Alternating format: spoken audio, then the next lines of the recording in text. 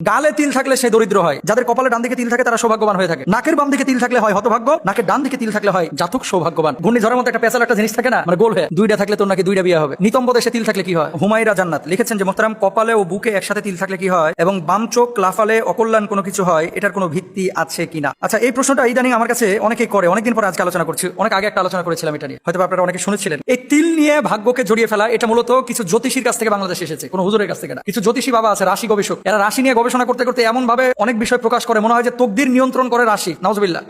ভালো এবং মন্দ সবকিছু নিয়ন্ত্রণ করেন যিনি, একমাত্র আল্লাহ সুবহানাহু ওয়া তাআলা। কোনো জ্যোতিষী না, কোনো কবিরাজ না, রাশি বাবা না। এরা বিভিন্ন পত্রপত্রিকায় তো এখন রাশি নিয়ে অনেক কথা লেখে। এই লেখাগুলো থেকে আমি পেয়েছি, দেখেন কি লিখতেছে, যেসব জাতক জাতিকার মাথায় তিল থাকে তারা মেধাবী এবং উদার প্রকৃতির হয়। কোরআন হাদিসে কোনো ভিত্তি নাই। 2 নম্বর, গালে তিল থাকলে সে দরিদ্র হয়। তো গালে তিল তো অনেক শিল্পপতিরও আছে, আরব বিশ্বের, ভারতের গালে তিল এবং বাংলাদেশের প্রসিদ্ধ অনেক মানুষের গালে তিল আছে। আমি নাম বললে আপনারা অনেককেই চিনবেন, অথচ ওরা বলতেছে গালে তিল থাকলে দরিদ্র হয়। মিথ্যা কথা। 3 নম্বর, যাদের কপালে বাম দিকে তিল থাকে তারা নানারূপ কুমতলব আটে, নানারূপ কুমতলব আটে। মিথ্যে কথা। যাদের কপালে ডান দিকে তিল থাকে তারা সৌভাগ্যবান হয়ে থাকে। কপালে তিল থাকলে সৌভাগ্যবান হয়, নিতম্ব দেশে তিল থাকলে কি হয়? প্রশ্ন জাগে না? আমি যখন মাদ্রাসায় পড়ি, একটা ছেলে নতুন ভর্তি হয়েছিল, তো আমার 2 পায়ে আবার তিল আছে, এদিকেও আছে এদিকেও আছে, আবার 2 উরুর উপর তিল আছে। উরুটা তো আর দেখা যায় না, এটা তো আমি দেখি, কারণ ইন্টারনাল জিনিস। কিন্তু পায়ের পাতায় 2টা তিল আছে। দোস্ত তুই তো বিদেশ যাবি, পায়ের পাতায় তিল থাকলে তোর বিদেশ যাওয়া হবে, তো পায়ের পাতায় তিল থাকলে বিদেশ। মিথ্যে কথা। এই সমস্ত জিনিস কোনো ভিত্তি নাই। মাথার উপরে তিল থাকলে, ওই যে দেখবেন অনেকের ওই যে কি করে, মাথার এই কোনায় যেখান থেকে চুলের উৎপত্তি হয়েছে এখানে একটা বাঁক নেয়, এটা আমাদের দেশে বলে, মানে আমাদের গ্রামে বলে টিক্কা। টিক্কা এই যে এখানে ঘূর্ণিঝড়ের মতো একটা পেঁচাল একটা জিনিস থাকে না, মানে গোল হয়ে দুইটা থাকলে তোর নাকি দুইটা বিয়ে হবে, এরকম কথা অনেকে বলে থাকে। মিথ্যা কথা, কোনো ভিত্তি নেই। ঠোঁটের উপরে তিল থাকলে জাতক হয়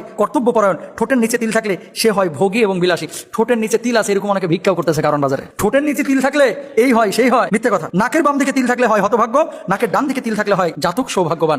এই যে রাশি বাবারা, জ্যোতিষী বাবারা আউল বাউল ফাউল এই সমস্ত জিনিসগুলো, এখন তো আবার কৃত্রিম তিল বসানো শুরু করছে কিছু মেয়ে যে ঠোঁটের নিচে তিল বসায় এখন পার্লারে গিয়ে, নাকের এই পাশে তিল বসায় কি সৌন্দর্যের জন্য। এগুলো বিশ্বাস করা যাবে না। ডান ভ্রুতে তিল থাকলে সে হয় চিন্তাশীল, নাউজুবিল্লাহ, বিশ্বাস করা যাবে না।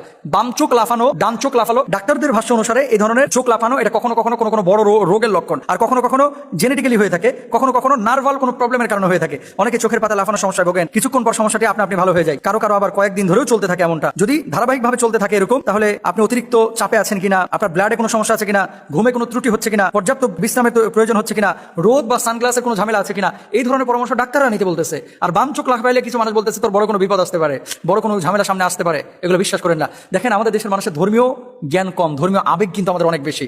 অনেকে জ্যোতিষী বাবারা বলেছে এই জন্য এটা বিশ্বাস করে, আর হুজুর বলেছে এই জন্য বিশ্বাস করে না। হুজুররা এখানে বাগড়া দিবে, বাড়াবাতে সাই ডালবে। জ্যোতিষী বাবা কি ভুল বলতে পারে? আংটি বাবা বসুন্ধরায় সিটিতে বসে রয়েছে, আমরা তো আংটি পড়ি, কিন্তু ভাগ্য নিয়ন্ত্রণের জন্য আংটি পড়ি না তো। আরব সাইটরা ব্যবহার করে, বড় বড় ইসলামিক স্কলাররা ব্যবহার করে, দেখতে ভালো লাগে এই জন্য ব্যবহার করছে। হাতে ঘড়ি পড়তেছে, এটা কি ভাগ্য নিয়ন্ত্রণের জন্য না টাইম দেখার জন্য? বুকে বোতাম লাগাইছি, কোট ব্যবহার করতেছি, টুপি ব্যবহার করতেছি, গেঞ্জি পরে তো এখানে লেকচার দেওয়া যাইতো। তো এগুলো কেন? মানুষের প্রেজেন্টেশনটা একজন এক ভাবে পছন্দ করে সেই জন্য। কিন্তু আপনি বসুন্ধরা সিটিতে যান, কিছু বাপ আছে এরকম, এদেরকে আবার বাবা বলে সম্বোধন করে, অমুক বাবা তমুক বাবা লালসা বাবা।